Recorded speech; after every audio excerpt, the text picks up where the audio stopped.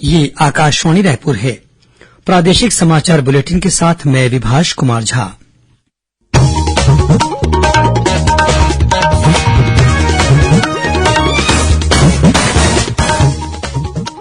और अब पेश है आज के मुख्य समाचार। विश्व पर्यटन दिवस पर आज रायपुर में हुई राष्ट्रीय संगोष्ठी। प्रदेश में पर्यटन के विस्तार के लिए छत्तीसगढ़ पर्यटन मंडल और आईआरसीटीसी के बीच एक समझौते पर हस्ताक्षर किए गए।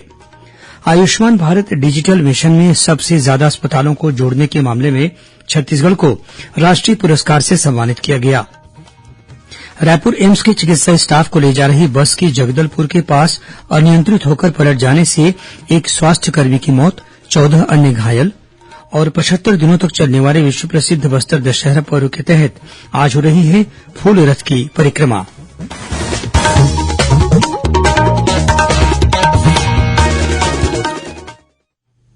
और अब समाचार विस्तार से। आज विश्व पर्यटन दिवस है। इस अवसर पर राजधानी रायपुर में छत्तीसगढ़ पर्यटन मंडल द्वारा राष्ट्रीय संगोष्ठी का आयोजन किया गया। इस सम्मेलन को संबोधित करते हुए मुख्यमंत्री भूपेश बघेल ने कहा कि राजीव गांधी मितान क्लब के सदस्यों को पर्यटन संबंधी प्रशिक्षण दिया जाएगा। कार्यक्रम के दौरान मुख्यमंत्री ने प्रदेश में पर्यटन को बढ़ावा देने के उद्देश्य से टाइगर बॉय चेंद्रू की मूर्ति का अनावरण किया। पर्यटन मंडल द्वारा चेंद्रू और टेम्बू टाइगर के चित्र का उपयोग स्मृति चिन्ह के रूप में किया जाएगा। इस अवसर पर मुख्यमंत्री ने बच्चों की कॉमिक्स और अन्य पत्रिकाएं प्रकाशित करने वाले प्रकाशन समूह द्वारा तैयार किए गए टॉकिंग कॉमिक्स का विमोचन किया। इस कॉमिक्स में बच्चों की कहानियां पढ़ने के बजाय सुनी जा सकती हैं। कार्यक्रम में श्री बघेल ने पर्यटन मंडल की जनसंपर्क अधिकारी अनुराधा दुबे द्वारा तैयार किए गए कथक भाव पर आधारित राज्य गीत के वीडियो का लोकार्पण किया। इस वीडियो में छत्तीसगढ़ के महत्वपूर्ण पर्यटन स्थलों को दर्शाया गया है। कार्यक्रम को राज्य के पर्यटन मंत्री ताम्रध्वज साहू और छत्तीसगढ़ पर्यटन मंडल के अध्यक्ष अटल श्रीवास्तव ने भी संबोधित किया। कार्यक्रम के दौरान प्रदेश में पर्यटन के विस्तार के लिए छत्तीसगढ़ पर्यटन मंडल और भारतीय रेलवे खानपान तथा पर्यटन निगम आईआरसीटीसी के बीच एक समझौते पर हस्ताक्षर किए गए। इस समझौते के तहत आईआरसीटीसी अपने सोशल मीडिया के मंचों से छत्तीसगढ़ के पर्यटन स्थलों का प्रचार प्रसार करेगा। आयुष्मान भारत डिजिटल मिशन में सबसे ज्यादा अस्पतालों को जोड़ने के मामले में छत्तीसगढ़ को राष्ट्रीय पुरस्कार से सम्मानित किया गया है। इस योजना के तहत प्रदेश के 9,000 से ज्यादा शासकीय अस्पतालों का पंजीयन कराया जा चुका है। केंद्रीय स्वास्थ्य मंत्री डॉक्टर मनसुख मंडाविया ने नई दिल्ली में आयोजित आरोग्य मंथन कार्यक्रम में प्रदेश को इस उपलब्धि के लिए पुरस्कार प्रदान किया। राष्ट्रीय सांख्यिकी कार्यालय द्वारा असमाविष्ट क्षेत्र के उद्यमों के वार्षिक सर्वेक्षण के लिए क्षेत्रीय प्रशिक्षण सम्मेलन आज से रायपुर में शुरू हो गया है। राष्ट्रीय सांख्यिकी कार्यालय के रायपुर में पदस्थ उप महानिदेशक रोशनलाल साहू ने इस 3 दिवसीय प्रशिक्षण सम्मेलन का उद्घाटन किया। इस मौके पर श्री साहू ने कहा कि देश के सकल घरेलू उत्पाद जीडीपी में असमाविष्ट क्षेत्र के उद्योगों का महत्वपूर्ण योगदान है। इस क्षेत्र में विश्वसनीय आंकड़ों के संग्रहण के लिए देशव्यापी सर्वेक्षण किया जा रहा है। इस अवसर पर पत्र सूचना कार्यालय के उपनिदेशक सुनील कुमार तिवारी ने कहा कि इस सर्वेक्षण से प्राप्त आंकड़ों के आधार पर ही केंद्र और राज्य सरकारों द्वारा विकास से संबंधित नीतियां और कार्यक्रम तैयार किए जाते हैं।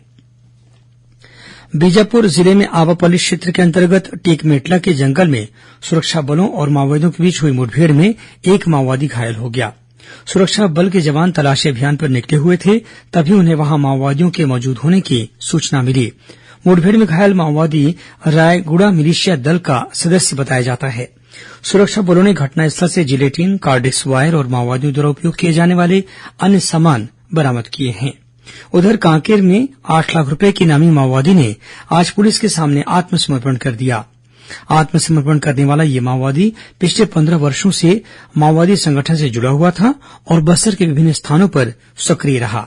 राज्य शासन की पुनर्वास नीति के तहत इस माओवादी को 10,000 रुपए की प्रोत्साहन राशि प्रदान की गई। केंद्रीय संचार ब्यूरो के प्रादेशिक कार्यालय द्वारा कल से डोंगरगढ़ के बमलेश्वरी मंदिर परिसर में मल्टीमीडिया चित्र प्रदर्शनी लगाई जाएगी। राजनांदगांव के सांसद संतोष पांडेय इस प्रदर्शनी का शुभारंभ करेंगे। वहीं डोंगरगढ़ के विधायक भुवनेश्वर बघेल कार्यक्रम की अध्यक्षता करेंगे। 3 दिनों तक चलने वाली इस प्रदर्शनी में पिछले 8 वर्षों के दौरान केंद्र सरकार द्वारा सेवा, सुशासन और गरीब कल्याण के क्षेत्र में किए गए विभिन्न कार्यों को चित्रों के माध्यम से प्रदर्शित किया जाएगा। भारतीय रेलवे द्वारा इन दिनों स्वच्छता पखवाड़ा मनाया जा रहा है। पखवाड़े के 12वें दिन आज स्वच्छ आहार थीम पर विभिन्न कार्यक्रम आयोजित किए गए। रेलवे अधिकारियों ने स्टेशन परिसरों के स्टॉलों के साथ ही कार्यालयों की कैंटीन में खानपान व्यवस्था का इस मौके पर निरीक्षण किया। खबरों का सिलसिला जारी रहेगा। अभी वक्त एक छोटे से विराम का। प्रादेशिक समाचार आप आकाशवाणी रायपुर से सुन रहे हैं और अब आगे बढ़ते हैं बाकी के समाचारों की ओर। प्रदेश में आज 3 अलग अलग दुर्घटनाओं में 4 लोगों की मौत हो गई, वहीं 14 अन्य लोग घायल हो गए। रायपुर जगदलपुर राष्ट्रीय राजमार्ग पर भानपुरी के पास एक सड़क दुर्घटना में रायपुर एम्स के एक स्वास्थ्यकर्मी की मौत हो गई, वहीं 14 अन्य लोग घायल हो गए। यह दुर्घटना उस समय हुई जब रायपुर एम्स के नर्सिंग स्टाफ को लेकर जा रही बस सड़क किनारे के बिजली खंभे से टकराकर खेत में पलट गई।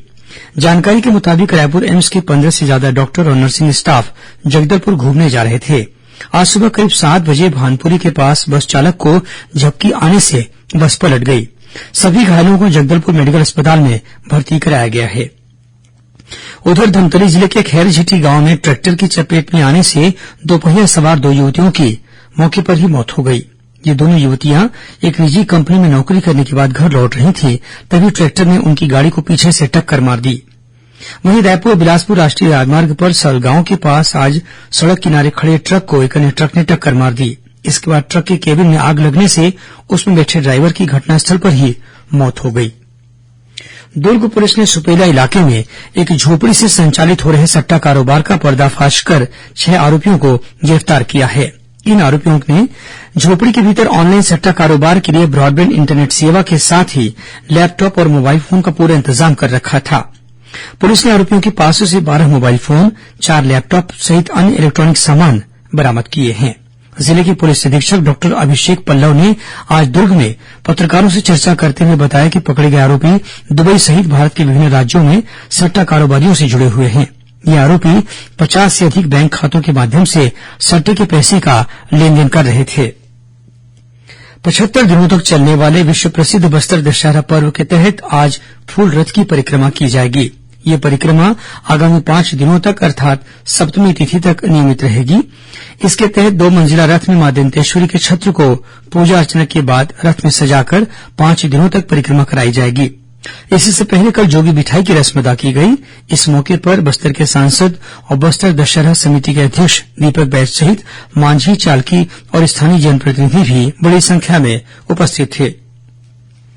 नवा रायपुर के परसदा में स्थित अंतर्राष्ट्रीय क्रिकेट स्टेडियम में आज से road safety world series cricket tournament शुरू हो गया है।